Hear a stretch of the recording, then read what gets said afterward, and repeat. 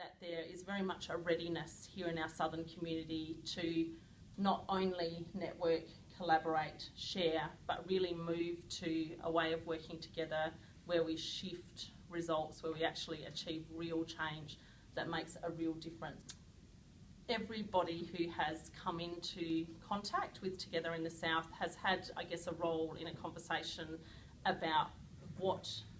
the result is that we want to achieve. We, as a group, collectively decided that the best place to focus our efforts to achieve a result with and for community members was on a group of community members who are between 0 and 8 years old and who reside in the suburbs of Hackham, Hackham West, Morphett Vale, O'Sullivan Beach / Lonsdale. We count them as one suburb because there's 19 houses in Lonsdale, so we put them together with O'Sullivan Beach, no longer Downs. So through many different ways that we've had community conversation, accompanied by a very strong partnership with Masters of Social Work students at Flinders University, who provided us with really great, meaningful data about what was happening for that group of community members that through our conversations we identified as a group that we want to work with to achieve results with. We had a shared vision of ensuring the social and emotional well-being of 0 to 8-year-olds in that suburb by working together using a collective impact approach. We've had many different ways of having those community conversations, and everybody who's been involved in that community conversation in the different forms it's taken has brought new, diverse, rich information about what is happening for that group of community members.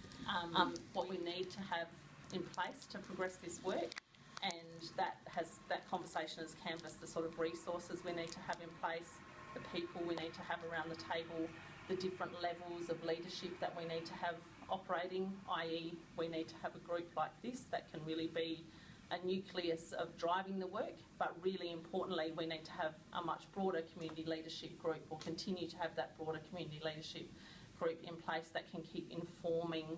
the work and making sure that we're on the right track, and also providing a pathway for two-way information about what is working. We also talked about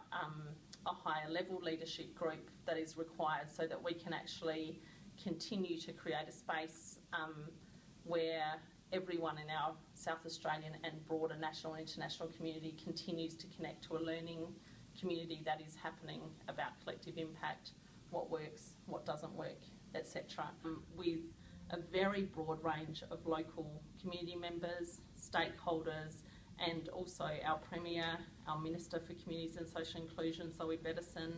the Head of the Department of Education and Child Development, a number of,